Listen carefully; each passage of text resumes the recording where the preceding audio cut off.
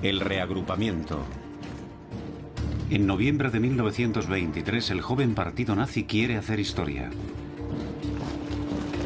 Es un audaz golpe para hacerse con el poder en Múnich y desde allí iniciar una revolución nacional. Pero las cosas no salen según lo previsto. El putsch fue un desastre. Murieron 16 nazis. La historia habría sido diferente si la bala que mató al nazi que estaba a su lado se hubiera desviado y hubiera matado a Hitler. El fracaso del golpe dispersa a los seguidores de Hitler.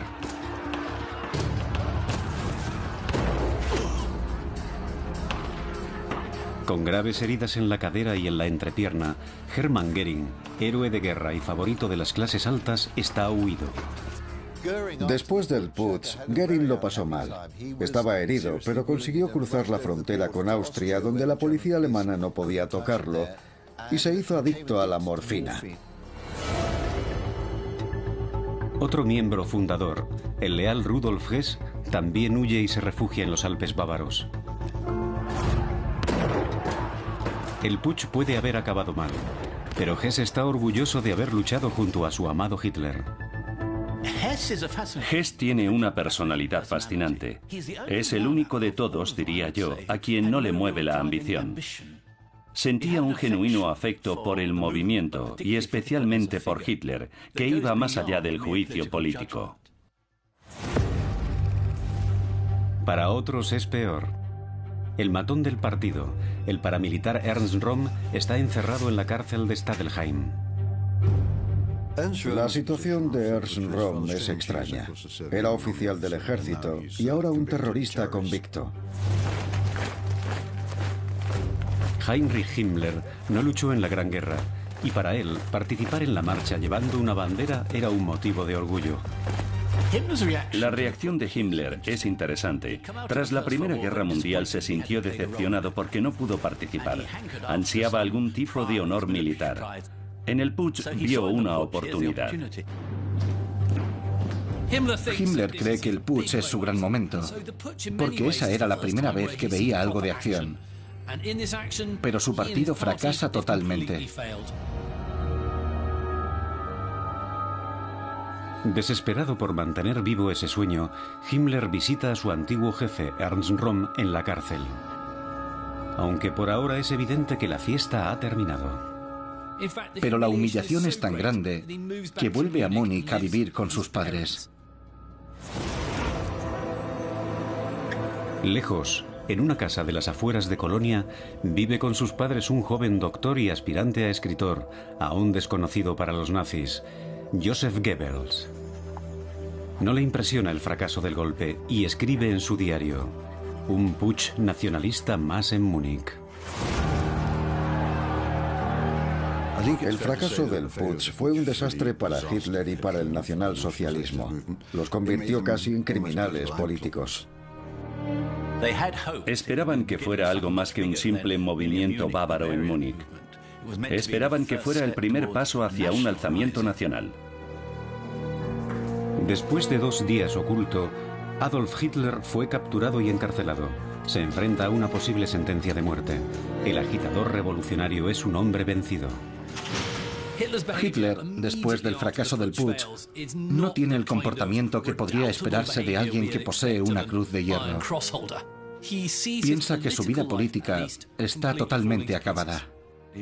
Está muy desanimado y, según dicen algunos de sus colegas, llega a contemplar la idea del suicidio.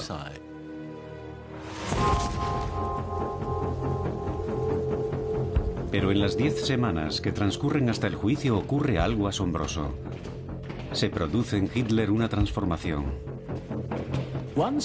Una vez que supera esa fase de desesperación, se activa su sentido político. Y aunque va a ser sometido a juicio, cree que eso le proporciona una plataforma para difundir sus ideas. En lugar de pedir clemencia, Hitler pasa al ataque.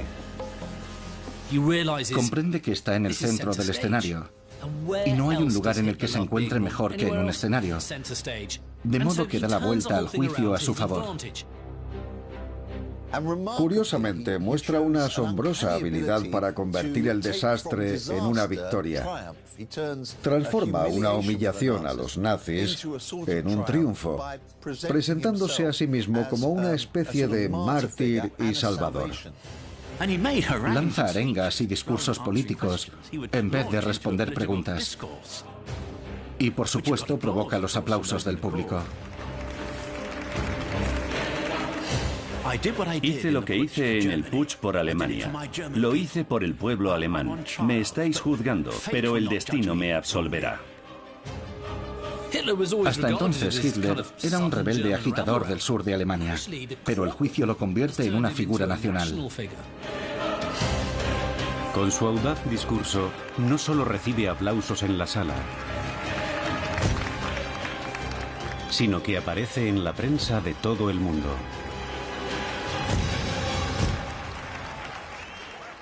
Por un acto de terrorismo como ese, podría haber pasado mucho tiempo en la cárcel. Pero fue condenado solo a 5 años. Es evidente que las autoridades bávaras mostraron bastante simpatía por Hitler.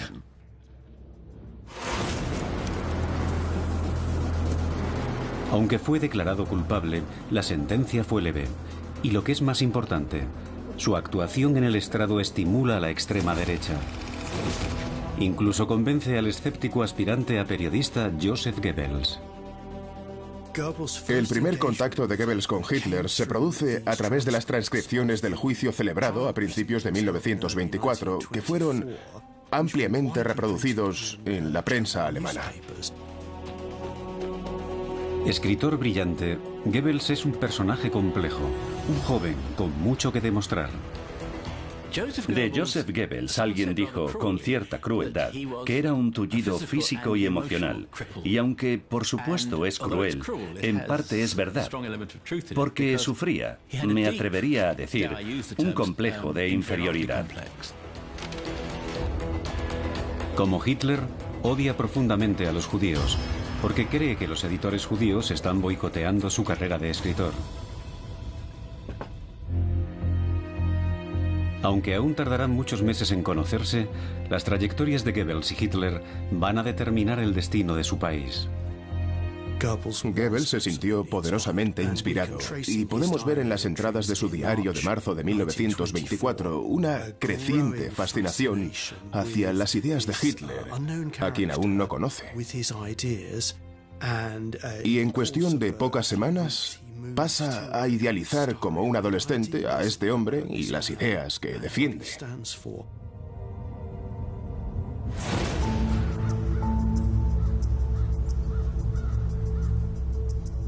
Igual que Hitler, Ernst Röhm también fue declarado culpable. Pero a Röhm le conceden la libertad condicional. Queda libre el mismo día que Hitler comienza a cumplir condena. Creo que Röhm piensa, bueno, el putsch ha fracasado y Hitler va a la cárcel. Quizá ahora tengo la oportunidad de jugar un papel más importante, de ser un pez gordo.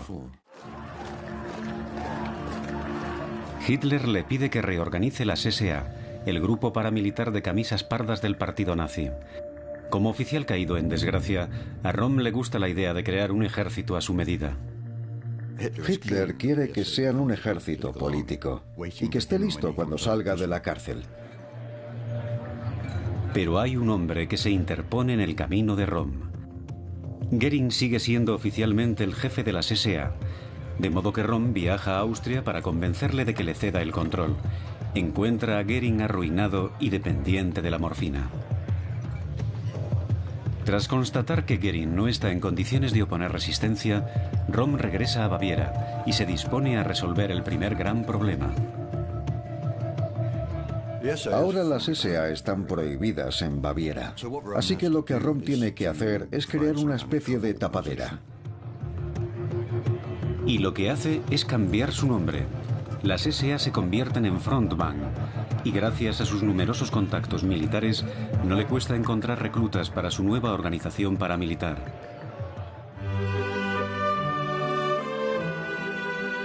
Mientras tanto, en la prisión de Landsberg, Hitler descubre que tiene admiradores en puestos importantes, Su celda parece más bien la habitación de un oficial y goza de todo tipo de privilegios. Tiene su propia celda y está forrada de libros. Hay unos 200. Incluso celebra allí su 35 cumpleaños. Fue una verdadera fiesta. Se convirtió en un día de celebraciones y tuvo visitantes, casi como un cortejo real, iban a presentarle sus respetos. Fue extraordinario para alguien que está en la cárcel. Hitler incluso tiene a su propio secretario personal, el incondicional Rudolf Hess. El veterano del ejército, Rudolf Hess, estaba un tanto perdido hasta que conoce a Hitler. Pero ahora, condenado a 18 meses por su participación en el putsch, descubre con regocijo que va a cumplir condena junto a su ídolo. Creo que Hess no creía en la suerte que había tenido al acabar en la prisión de Landsberg junto a Hitler, a quien idolatraba. Pero en esos primeros días, es el devoto seguidor quien inspira a Hitler. Tenía buena cabeza. Había escrito un trabajo en su época de estudiante que Hitler leyó y le hizo pensar en la cuestión nacional y en las penalidades de Alemania tras la guerra. En la prisión de Landsberg, Hess alimenta las ambiciones de Hitler y le anima para que adopte un nuevo papel, el del líder autoritario salvador de Alemania. Y eso es precisamente lo que Hitler quiere oír.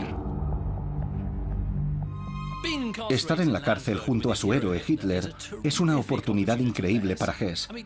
Están obligados a estar juntos y eso significa que puede estar a su lado todo el día. Por tanto, la relación entre los dos se estrecha. Hess utiliza el tiempo que pasan juntos para seducir a Hitler con una nueva y agresiva visión de la expansión de Alemania. Una idea que le inculcó su antiguo tutor, el doctor Karl Haushofer. Hess había sido alumno de Haushofer y tomó de él aquellas extrañas ideas geopolíticas que son incluso difíciles de definir, pero que planteaban la idea de que Alemania tenía un destino y derecho a expandirse. A través de Hess, empieza a dar forma a sus ideas sobre el Lebensraum. La teoría del Lebensraum, o espacio vital, se convierte en una nueva y poderosa motivación para Hitler. Es la semilla de un nuevo superestado germánico que debe extenderse hacia el este. De modo que Hess influye en el pensamiento de Hitler. Pero quizá la mayor aportación de Hess al movimiento nazi es animar a Hitler a poner por escrito su visión del futuro de Alemania.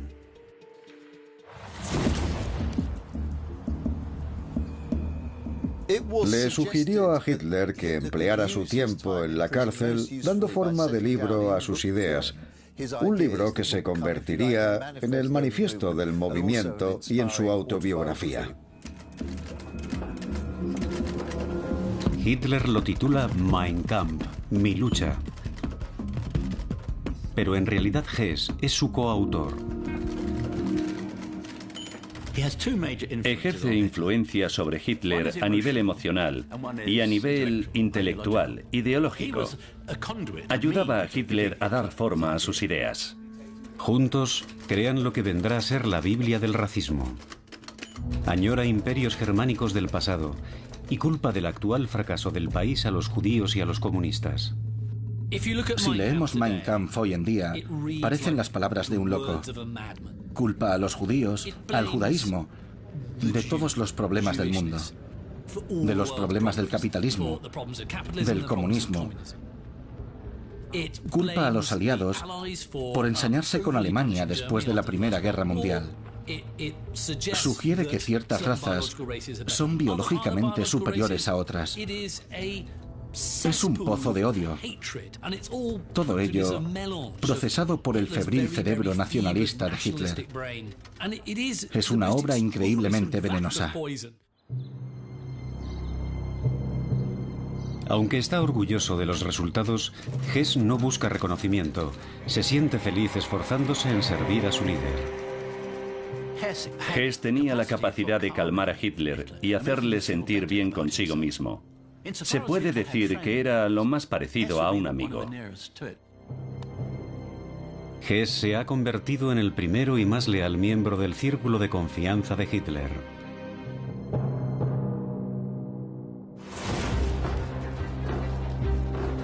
Pero a otros veteranos del fallido putsch no les va tan bien. Para Göring, los años que siguen al putsch son difíciles. Se repite lo que había experimentado tras la Primera Guerra Mundial. Es casi un vagabundo, no sabe ni lo que hace. Está en Austria. Básicamente vive de limosnas. No era así como Göring se imaginaba a sí mismo a estas alturas. Después de todo, era un héroe de guerra. Llevaba un Max azul colgado del cuello y ahora era un personaje marginado. Los dolores constantes tras las heridas sufridas en el putsch le llevan a buscar alivio en los narcóticos y se convierte en adicto a la morfina. Incapaz de ayudar a Hitler, queda fuera del movimiento y deja un vacío que otros van a intentar ocupar.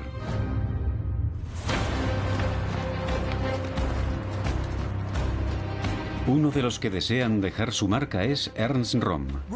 Röhm tiene ideas muy ambiciosas para las SA. De hecho, quiere que sustituyan al ejército si los nazis llegan al poder. Rebautizadas como Frontmann, ahora cuenta con 30.000 hombres. Röhm ha creado su propio ejército privado, una fuerza de mercenarios preparada para tomar el poder en nombre de los nazis en el momento adecuado.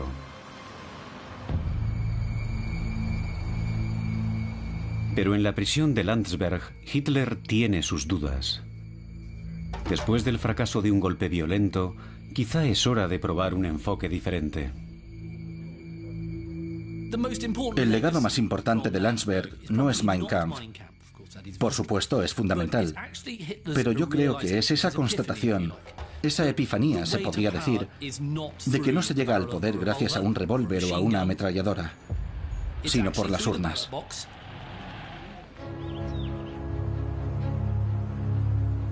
Röhm visita a Hitler en la cárcel. Con un gran ejército a sus órdenes, ahora está mejor preparado para un nuevo golpe. Está convencido de que sus tropas pueden poner a Hitler en el poder, pero no ha contado con sus nuevas ideas. Pero la agenda de Röhm es totalmente opuesta a la de Hitler. Röhm no sale de su asombro cuando Hitler rechaza tajantemente sus planes y se marcha desconcertado. El ejército de Röhm es peligroso para Hitler. Los matones del Frontmann pueden destruir sus posibilidades de conseguir la libertad condicional anticipada. El Frontmann de Röhm comete cada vez más actos violentos. Y Hitler sabe que no puede permitirse que se le relacione con esta violencia callejera, de comportamiento ultraviolento. Si Hitler quiere que se le tome en serio como político, no puede permitirse que se le asocie con más violencia. En mayo hace una asombrosa declaración. Hitler no tiene más remedio que dimitir como líder del partido nazi en julio del 24. Él está en la cárcel y el partido fuera de la ley. Sabe que para volver a la acción y hacer realidad su visión, debe hacer planes a largo plazo. Es un gesto. Quiere decir que lo que pasa en las calles no es nacionalsocialismo y que cuando salga no volverá a eso. Apoyado y animado por Rudolf Hess, se distancia de la política y deja de recibir visitas. En octubre podrían liberarlo, y nada debe comprometer su puesta en libertad. Sin Hitler, el partido nazi se fragmenta. Hess dijo en una ocasión: Hitler es el partido y el partido es Hitler. Es una buena expresión para usarla como eslogan. Mientras él estaba en la cárcel, el partido siguió existiendo, pero se fragmentó. Y los elementos dispares que lo formaban luchan por el control del partido.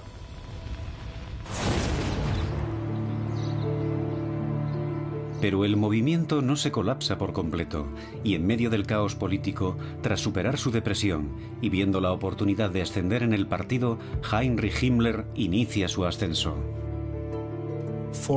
Durante un tiempo, parece que se retira de la vida política, aunque sigue manteniendo interés por la política de extrema derecha e intenta dar con la forma de reintegrarse en el movimiento lo más rápido posible.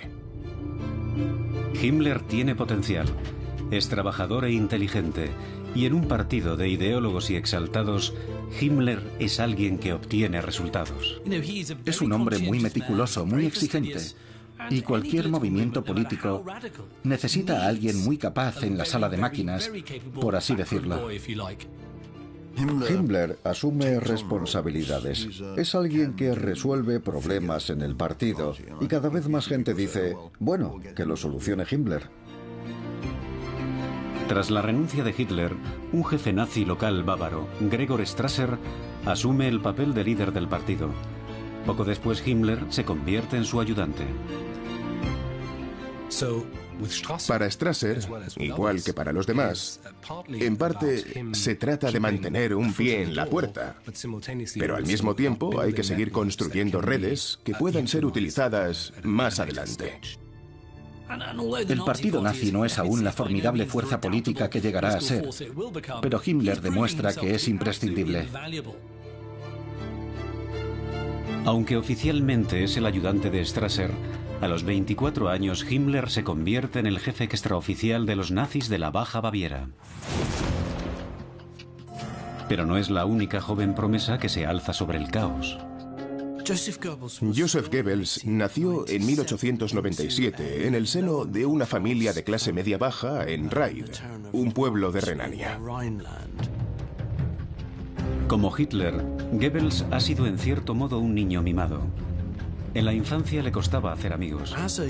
En su juventud, Goebbels sufrió una serie de operaciones en un pie que le dejaron una discapacidad permanente y el resto de su vida caminó con una pronunciada cojera. De modo que desarrolló un carácter reservado y solitario. Como Hitler, Goebbels piensa que merece un destino mejor y ha encontrado a quien culpar de sus propios fracasos en la Alemania de posguerra. Goebbels es un joven con un gran ego. Tiene un doctorado a sus espaldas. Ha escrito libros y obras de teatro que no ha publicado ni estrenado. Y también tiene una vena antisemita extremadamente violenta.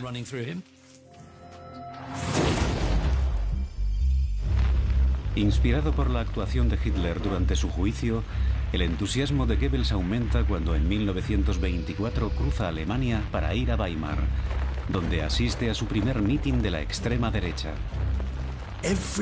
Todo lo que después asociaremos con el partido nazi, la ceremonia y los rituales en las concentraciones del partido nazi, estaba allí. Allí había banderas, estandartes, uniformes, desfiles, himnos y, por supuesto, largos discursos a un público entregado. Violencia, agresiones a los transeúntes, las palizas en la estación de ferrocarril, la bebida y las celebraciones nocturnas. Todo estaba allí. Aunque aún no es miembro del partido, se sumerge en la política de ultraderecha. Pero como evangelista tullido, su arma será la palabra. Consigue trabajo en un periódico político con dificultades económicas. Tenía que escribirlo él todo y de repente se vio convertido en periodista. Tenía un trabajo de verdad. En poco tiempo prueba en público sus ideas y descubre que tiene algo más en común con Hitler: la habilidad de arrastrar a las masas. Y a partir de ahí, empieza a demostrar una extraordinaria capacidad de trabajo, una constante durante el resto de su vida, ya que combina su trabajo periodístico con sus intervenciones en público. Al principio habla ante audiencias locales y muy pequeñas, pero ahí es donde descubre que tiene un talento especial para esto. En el espacio de unas pocas semanas, empieza a labrarse una buena reputación como orador. Y esa notoriedad empieza a extenderse en el partido nazi.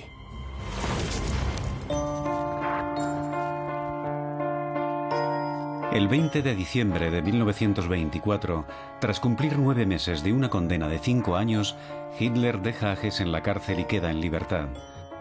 Después de su sensacional encarcelamiento y su reciente renuncia al liderazgo del partido, debería ser un acontecimiento. Pero no hay multitudes esperándole. Solo un coche. Las cosas han cambiado y su país ya no ansía desesperadamente un Mesías.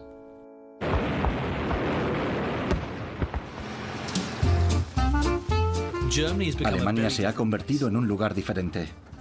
La economía ha empezado a mejorar.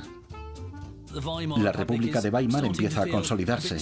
Hay algo más de estabilidad. Se percibe más confianza. Alemania, que ha hecho frente a la crisis y ahora ha decidido que quiere asentarse, intenta encontrar una forma de vivir con los términos impuestos por las otras potencias. En este clima, y sin el liderazgo de Hitler, en las elecciones de 1924, los nazis consiguen solo un 3% de votos. El partido parece acabado. La afiliación, que se mantuvo en 35.000 miembros en 1923, se reduce a la mitad.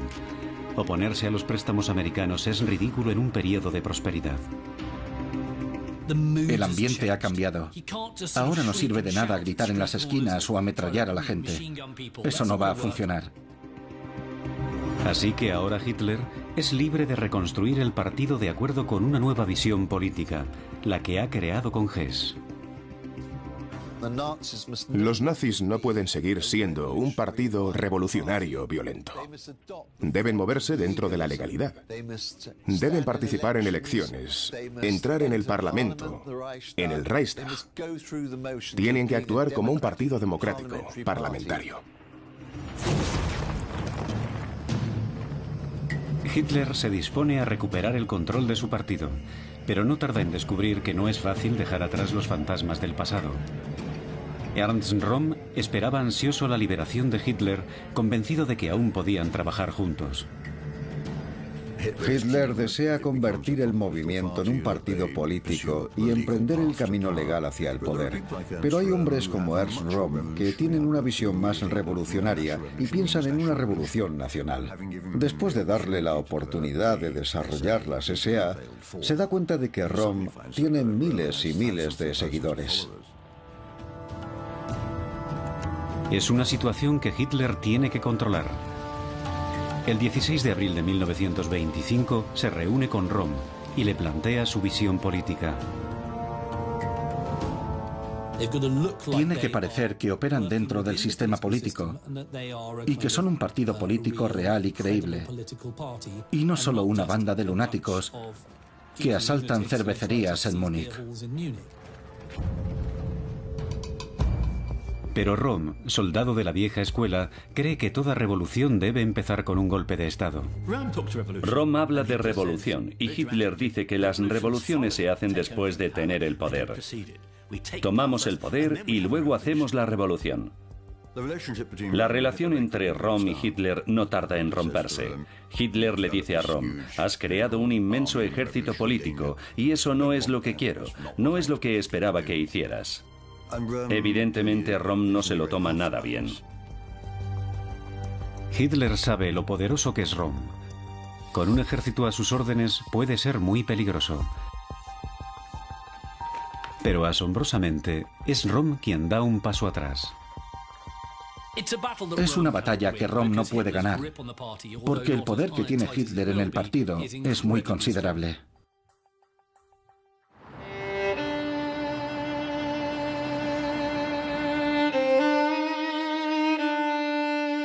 Al día siguiente, escribe una carta a Hitler renunciando al liderazgo del Frontbang y de las SA, pero le pide que no se rompa su amistad.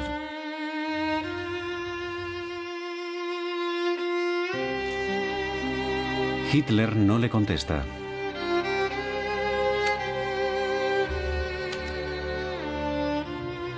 Finalmente, Röhm lo deja todo y decide irse a Bolivia, al otro lado del mundo. Piensa, bueno, si no puedo ganar, me retiro, me largo de aquí. Fuera del círculo de confianza de Hitler, se va a Sudamérica, pero se le presentará una oportunidad. Con Röhm fuera de escena y Hess en libertad, comienza la campaña para relanzar el partido y conquistar el corazón del pueblo alemán. Si quieren ser una fuerza política seria, hay que comenzar por su líder. Hitler necesita un cambio de imagen. Puede ofrecer una imagen de alemán tradicional con pantalones de cuero, medias y zapatos de montaña. Eso atraería a parte de la comunidad. O puede adoptar un aspecto de tecnócrata con un traje más formal.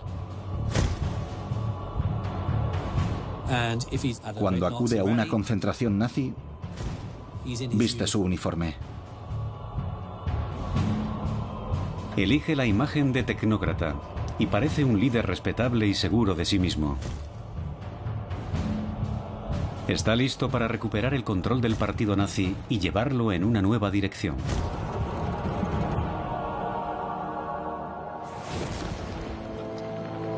A principios de 1925 se levanta la prohibición que pesaba sobre el partido y sus medios de propaganda. Pero la mala noticia es que su líder no puede dirigirse al pueblo alemán. Una de las condiciones para que Hitler consiga la libertad condicional es que no hable en público hasta que le den permiso. Pero no mantiene su palabra, porque sí da discursos. Así que vuelven a prohibirle hablar hasta 1927. Necesita a alguien nuevo que le ayude a vender su visión.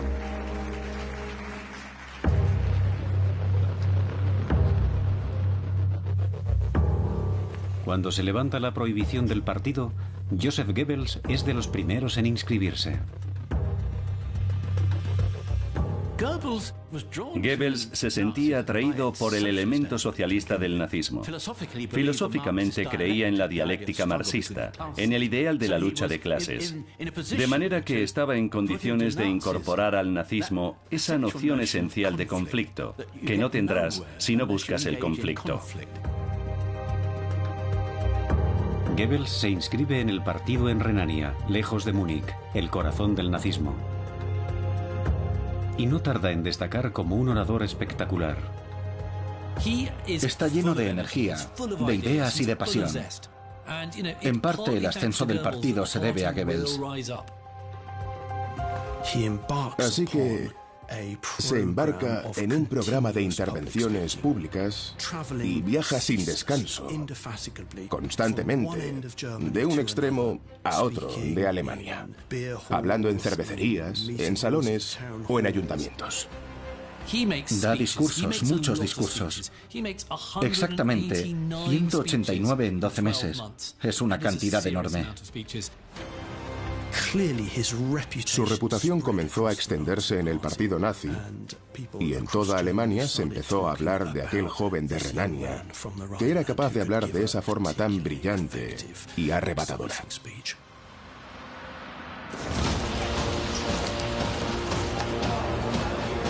El 12 de julio de 1925, Hitler viola la prohibición de intervenir en público y habla en una concentración de extrema derecha. Goebbels está entre el público. La primera vez que Goebbels ve a Hitler en esta concentración de partidos de extrema derecha, se enamora perdidamente de él. Ya sé que parece extraño usar esta expresión, pero la palabra amor, para referirse a Hitler, aparece en varias ocasiones en los diarios de Goebbels. Goebbels comprende que Hitler es su futuro. Ese momento cambiará su vida. Al estrechar la mano de Hitler, sabe que quiere trabajar junto a ese hombre.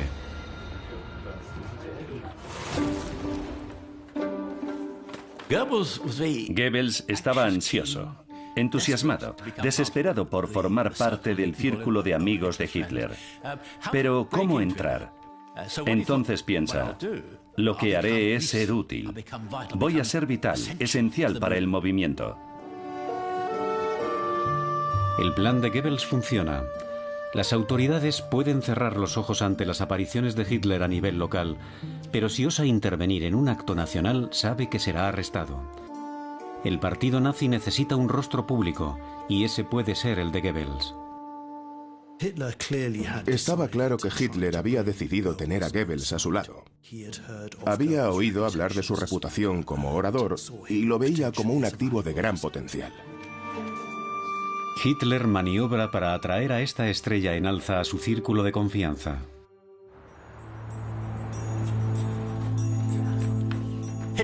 Hitler reconoció el talento de Goebbels, quería utilizarlo, y para eso debía introducirlo en su círculo, y Goebbels estaba deseando formar parte del mismo. Hitler atrae a Goebbels desplegando todo su encanto. Una vez que cae bajo el hechizo de Hitler, se enamora de él, casi como un colegial. Hitler quiere ver de qué madera está hecho Goebbels. Invita a Goebbels a visitar la sede del partido y también a hablar en la cervecería que había sido el epicentro del putsch de 1923. Y Goebbels no le defrauda. El acto en sí fue todo un éxito. Goebbels habló muy bien. Después dijo que Hitler le había abrazado con lágrimas en los ojos. Y a partir de ese momento surge una relación personal muy estrecha entre esos dos hombres. Goebbels se convierte en el nuevo elegido de su círculo de confianza y Hitler lo pone inmediatamente a trabajar.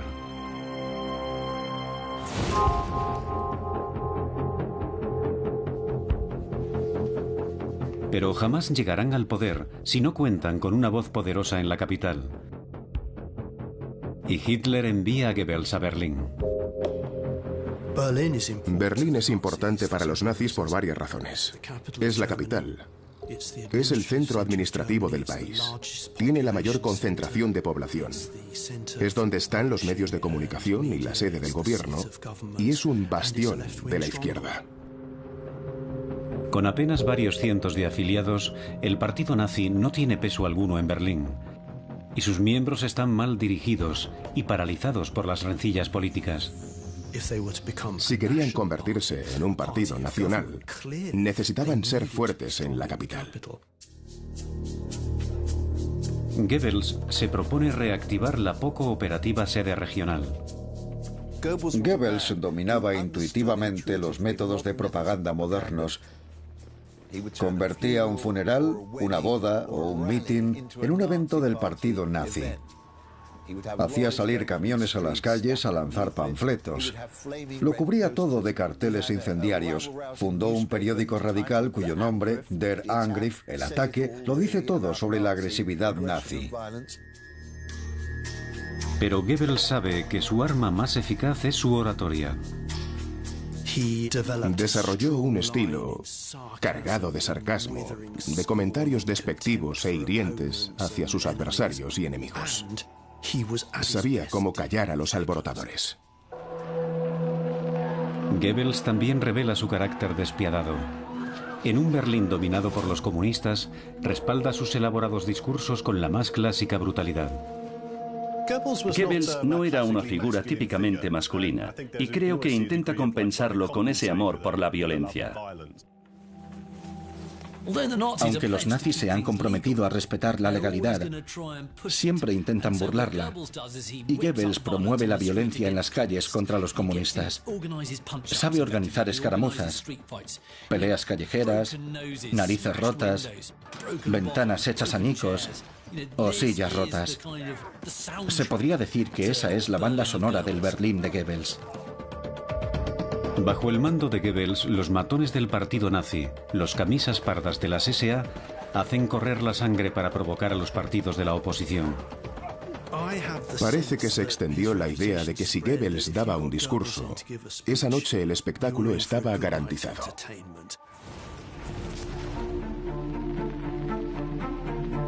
Pero en 1926, 2 años después de salir de la cárcel, Hess y su amado líder no han conseguido un avance político significativo, y amplios sectores del partido siguen siendo escépticos ante su nueva visión. Ha llegado el momento de silenciar a las facciones rivales y recuperar el control.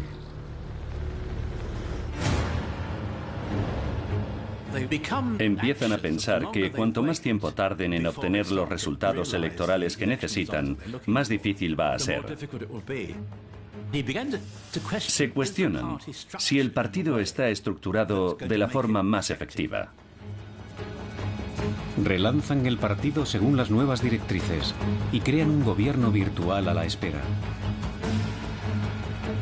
Hitler maneja las riendas y su leal ayudante Hess controla el acceso al líder y sus compromisos. Las amenazas a su liderazgo se eliminan.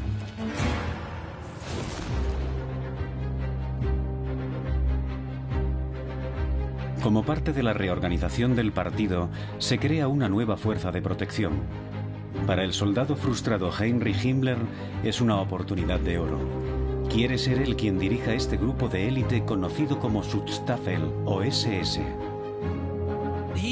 Ve a las SS como una especie de unidad de élite de samuráis. No solo va a ser la guardia personal de Hitler, también será la auténtica encarnación del ideal nazi. Y Himmler quiere estar en el centro de esa unidad.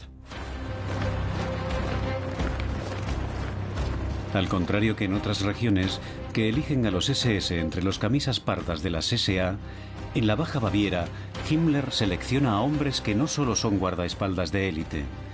Sus SS personifican la supremacía racial nazi y el ideal de virilidad germana. En los primeros años del proceso de formación de las SS, Himmler invierte mucho tiempo en seleccionar a los nuevos miembros de su organización. Cree firmemente, por ejemplo, que la apariencia física es un reflejo de la pureza racial. A partir de sus fotografías, elimina a los candidatos que no se ajustan al estereotipo ario. Además, los candidatos deben demostrar su ascendencia germana al menos hasta el siglo XVIII. La postura de Himmler sobre las SS evoluciona a lo largo de los años 20. Le atrae mucho la idea mística, podríamos decir, de un grupo de caballeros aún más puros que el resto. Aunque las SS siguen siendo parte de las SA, Himmler se asegura de que sus hombres destaquen de los demás. Es un cuerpo de élite de caballeros nazis. Himmler viste a sus guerreros arios con el uniforme creado por el diseñador y miembro del partido nazi Hugo Boss. Botas negras, pantalones de montar negros y el emblema del cráneo con los huesos cruzados, el Totenkopf. Su imponente imagen transmite fuerza y determinación, lealtad y compromiso hasta la muerte.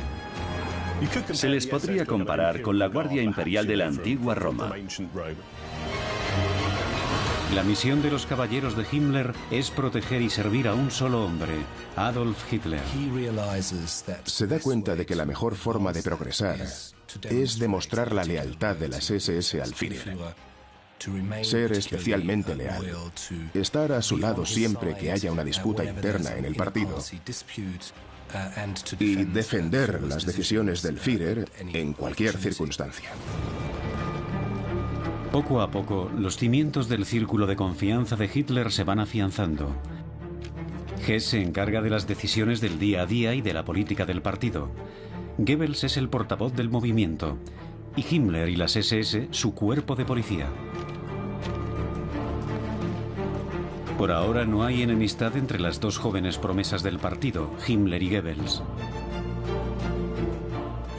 En este periodo, Himmler y Goebbels son jóvenes, tienen 20 y tantos años, de modo que son en gran medida aspirantes, pero son muy ambiciosos.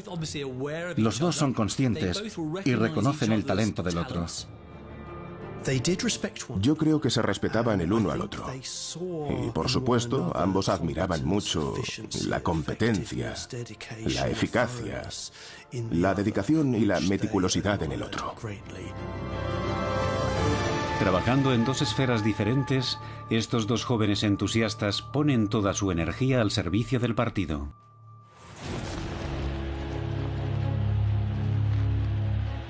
En 1927 acaba la prohibición de Hitler de hablar en público, y el partido emplea su arma más potente sobre la opinión pública alemana.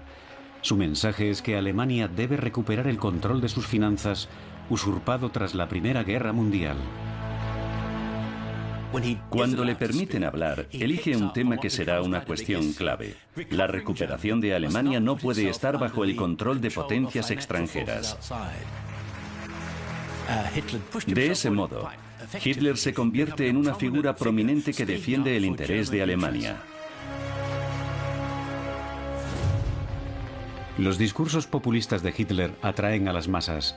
pero los nazis necesitan tener también de su parte a los poderes económicos de Alemania.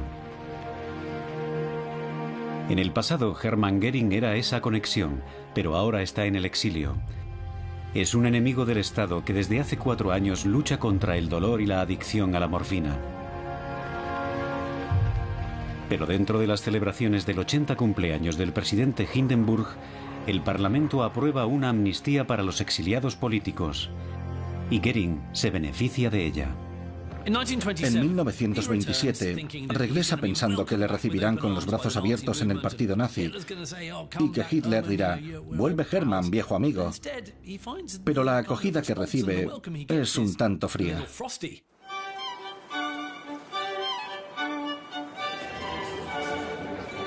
Pero Hitler sabe que Göring tiene cualidades que serán imprescindibles. El principal activo que tiene Göring es su personalidad. Es sociable y tiene contactos.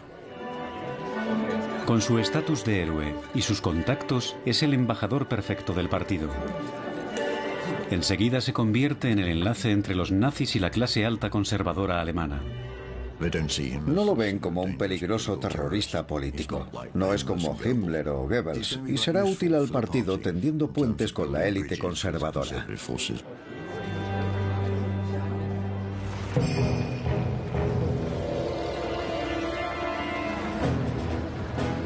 Una vez reagrupado el círculo de confianza, ahora tienen que obtener buenos resultados en las elecciones nacionales de 1928. Mítines, lanzamiento de panfletos, acuerdos entre bastidores. Ha llegado el momento de ver si los años de reconstrucción han valido la pena. Para Hitler esto es una prueba. Confía en que el año 1928 sea un punto de inflexión, el camino legal al poder para obtener votos y escaños. Pero aunque la maquinaria nazi funciona bien, su mensaje de crisis inminente desentona con el ambiente general. Las elecciones de 1928 para el partido nazi son un desastre absoluto. Intentaban demostrar que eran un partido legítimo y que su visión nacionalsocialista era la solución para Alemania.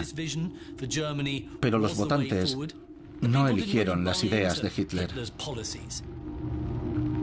Obtienen un 2,6% de votos del total nacional, 100.000 menos que en las elecciones de 1924. Después de 4 años de duro trabajo, es un resultado catastrófico. Incluso en Berlín, donde Goebbels había trabajado incansablemente y había hecho todo tipo de cosas para dar notoriedad y publicidad al movimiento. Habían fortalecido su base, sí, pero estaban muy lejos de ser un partido mayoritario. Mientras en Alemania persista la sensación de prosperidad, nadie quiere oír hablar de miseria y desolación. Los partidos marginales necesitan una crisis para acceder al poder. En 1928 los alemanes se sienten optimistas y no quieren que Adolf Hitler los saque de su zona de confort. Los nazis consiguen solo 12 de los 500 escaños del Reichstag. Del círculo de Hitler, solo Goebbels y Göring son elegidos miembros del Parlamento. Es un triste consuelo. A finales de 1928 es evidente que el Partido Nacional Socialista está en crisis. Su afiliación está creciendo, pero lentamente. Lo que necesitan es una crisis. El partido no va a convertirse en uno de los principales actores políticos sin una crisis. Mientras sus predicciones de una catástrofe financiera caen en oídos sordos, el partido nazi está a punto de desaparecer como fuerza política. Necesita un milagro. Y el milagro llega. El 29 de octubre de 1929, Wall Street se hunde y los financieros estadounidenses exigen el pago de sus préstamos a Alemania.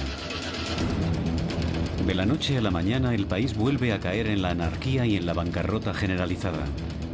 Solo un hombre predijo que eso ocurriría: Adolf Hitler. Inmediatamente pasa de ser un político de segunda a convertirse en profeta. Mientras el país se sumerge en el caos, los ambiciosos personajes que rodean a Hitler ven una oportunidad de oro que van a aprovechar sin la menor vacilación.